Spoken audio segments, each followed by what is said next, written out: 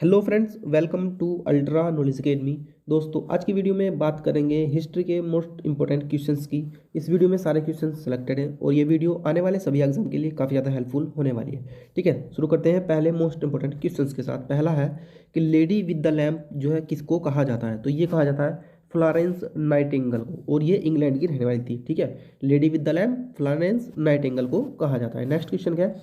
चीन ने भारत पर जो है कब आक्रमण किया था? वेरी मोस्ट इंपोर्टेंट क्वेश्चन है ये। तो 1962 तो सबको पता है, पर डेट का नहीं पता। तो डेट जो है वो है 19 सितंबर 1962। ठीक है, चीन ने जो है भारत पर आक्रमण किया था 19 सितंबर 1962 को। और परमाणु बम जो कि पहली बार हिरोशिमा पर गिराया गया था, उसका क्या नाम था? तो उसका नाम था लिटिल बॉय। ठीक है, क्या नाम था उसका? Little boy. लिटिल बॉय नाम था पहले परमाणु बम का, जो कि हिरोशिमा पर गिराया गया था अमेरिका के द्वारा। ये गिराया गया था 6 अगस्त 1945 को। देखते हैं नेक्स्ट क्वेश्चन क्या है। यूरोप का मरीज किसे कहा जाता है? तो यूरोप का मरीज जो है तुर्की को कहा जाता है। वेरी मोस्ट इंपोर्टेंट क्वेश्चन है। नेक्स्ट क्वेश्चन, एशिया का मरीज किसे कहा जाता है? तो एशिया का मरीज जो है चीन को कहा जाता है। ठीक है, नेक्स्ट क्वेश्चन देखते हैं। फ्रांस की राज्य क्रांति जो है वो किसके शासनकाल में हुई थी?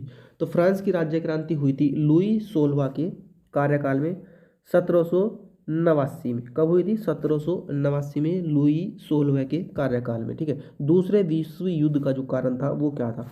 दूसरे विश्व युद्ध का जो कारण था वो था जर्मनी का पोलैंड पर आक्रमण करना। ठीक है, क्या कारण था? जर्मनी ने जो है पोलैंड पर आक्रमण कर दिया था। दूसरे विश्व युद्ध का कारण ये बना था। नेक्स्ट क्वेश्चन देखते हैं। दिल्ली शहर की नींव किसने डाली थी? दिल्ली शहर की नींव तो ये डाली थी अनंगपाल तोमर ने। अनंगपाल तोमर कौन थे? ये थे पृथ्वीराज चौहान के नाना जी। ठीक है, अंतिम मुगल बादशाह कौन था? तो अंतिम मुगल बादशाह जो था वो बहादुर शाह जफर था। कौन था ये? बहादुर शाह जफर, अंतिम मुगल बादशाह। नेक्स्ट क्वेश्चन, टीपू सुल्तान जो शासक था वो कहाँ का था? तो ये था मैसूर का शासक। ठीक है, जो कि कर्नाटक में पड़ता है। मैसूर का शासक टीपू सुल्तान। और टीपू सुल्तान की जो राजधानी थी वो कहाँ हुआ करती थी? तो ये हुआ करती श्रीरंगपट्टनम में। श्रीरंगपट्टनम में टीपू सुल्तान की राजधानी। ठीक है, और छत्रपति शिवाजी के आध्यात्मिक गुरु का क्या नाम था? तो इनका नाम था गुरु रामदास। गुरु रामदास था छत्रपति शिवाजी के आध्यात्मिक गुरु का नाम। ठीक है, छत्रपति शिवाजी का जो मंत्रिमंडल था वो क्या कहलाता है? तो ये कहलाता है अष्टप्रधान। अष्टप्रधान कहलाता है छत्रपति शिवाजी का जो मंत्रिमंडल था। ठीक है, स्वर्ण मंदिर जो बनवाया था वो किसने बनवाया था? तो ये बनवाया था गुरु अर्जुन देव ने। किसने बनवाया था? गुरु अर्जुन देव ने स्वर्ण मंदिर बनवाया था, जो कि अमृतसर में है। ठीक है, और 1857 के विद्रोह के समय भारत का जो गवर्नर था वो कौन था? तो ये था लॉर्ड कैनिंग। लॉर्ड कैनिंग 1857 के विद्रोह के समय भारत का गवर्नर था। सारे क्वेश्चन सेलेक्टेड हैं, मोस्ट इंपोर्टेंट हैं, बार बार एग्जाम में पूछे गए हैं। वीडियो को लास्ट तक जरूर देखना। हेल्पफुल लगे तो लाइक कर देना, चैनल सब्सक्राइब कर देना, पास में लगी घंटी को ऑल पर सेट कर देना। ऐसा करोगे तो आपको डेली ही वीडियो का अपडेट जरूर मिलेगा जब भी अपलोड होगी। ठीक है, नेक्स्ट क्वेश्चन है। असहयोग आंदोलन शुरू करने के समय भारत का वायसराय कौन था? तो ये था लॉर्ड चेम्सफोर्ड। ठीक है, कौन था ये? लॉर्ड चेम्सफोर्ड था। असहयोग आंदोलन जब शुरू किया गया था उस समय भारत का वायसराय।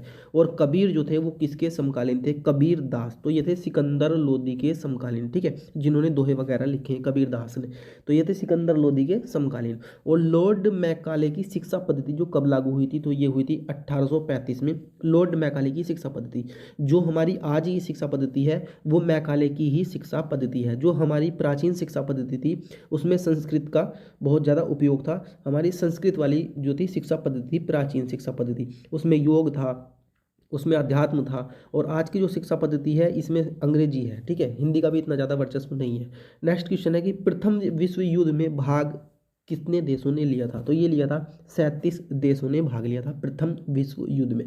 ठीक है, और भारत और चीन के बीच जो पंचशील समझौता हुआ था वो कब हुआ था? तो ये हुआ था 20 अप्रैल 1954 को। ठीक है, कब हुआ था? 20 अप्रैल 1954 को हुआ था पंचशील समझौता। 1954 तो सबको याद रहता है।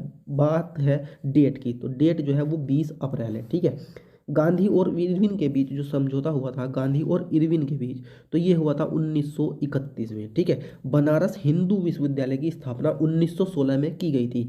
ये किसने की थी ये बताना है। तो ये की थी पंडित मदन मोहन मालवीय ने। ठीक है, 1916 में स्थापना तो हुई थी, पर की किसने थी ये बताना। तो ये है पंडित मदन मोहन मालवीय जी, जिन्होंने बनारस हिंदू विश्वविद्यालय की स्थापना की थी। ठीक है, प्रथम गोल मेज सम्मेलन जो है वो कब हुआ था? तो ये हुआ था 12 नवंबर 1930 में, ठीक है। और कहाँ पर हुआ था, तो ये हुआ था लंदन में, ठीक है। 1930 में लंदन में हुआ था प्रथम गोलमेज सम्मेलन। और साइमन कमीशन भारत कब आया था, तो साइमन कमीशन जो भारत आया था वो आया था 1928 में। कब आया था ये, 1928 में आया था साइमन कमीशन, ठीक है। तो फिलहाल इस वीडियो में इतना ही। वीडियो हेल्पफुल लगी तो लाइक कर देना, और चैनल पर पहली बार हो तो सब्सक्राइब कर देना। पास में लगे बेल आइकन को ऑल पर सेट करोगे तो आने वाली सभी वीडियो नोटिफिकेशन आपके पास जरूर पहुंचेगा।